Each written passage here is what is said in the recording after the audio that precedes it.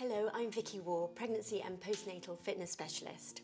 Hi, I'm Kate and I'm a midwife working at Tommy's a charity.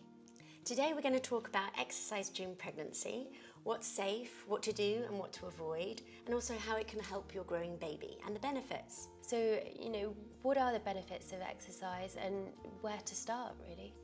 The benefits of exercise during pregnancy are huge, both for the mother and for the growing baby. For the mother, it helps with, or can help with, the labour and the delivery and the birth.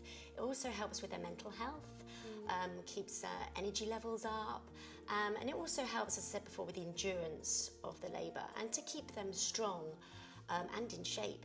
For a woman who's never exercised before, what suggestions would you have for somebody like that? Well, first of all, they need to make sure there's no complications with the pregnancy and they've sought their doctor's advice and clearance to exercise. And then, as I said before, exercise is hugely beneficial and should be fun as well. So it's very important, if somebody hasn't exercised before or they're not used to exercise, that they take things fairly steady.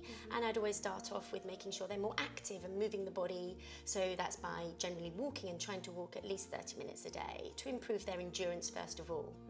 And then I would suggest that they seek out the advice of an exercise professional that is trained in pregnancy exercise, that perhaps can help them and show them some key exercises. And the key exercises really are core abdominal training, the right kind of core exercises to increase and improve their stability and improve their strength, and also pelvic floor exercises as well. Swimming is also great in pregnancy too. It's a cardiovascular exercise, but the key thing is swimming and yoga should be part of an exercise pregnancy plan, but to include the strength training as well that I mentioned. And the one thing when people don't think about this is posture, because the posture really changes during pregnancy. You can develop quite a C, what we call a C back. The pelvis tilts forward and this creates quite a curve in the lower back. So it's very important to try and improve the posture.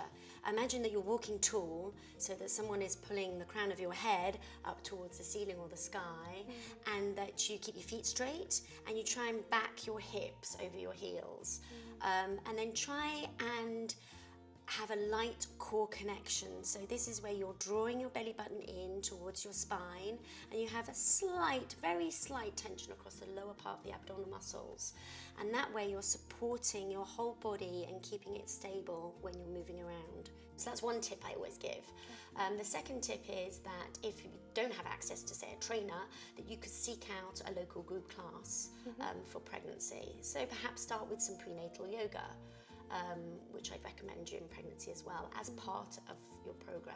And that way you're meeting other pregnant ladies too. There's a social interaction, the community, and also yoga can help with your posture.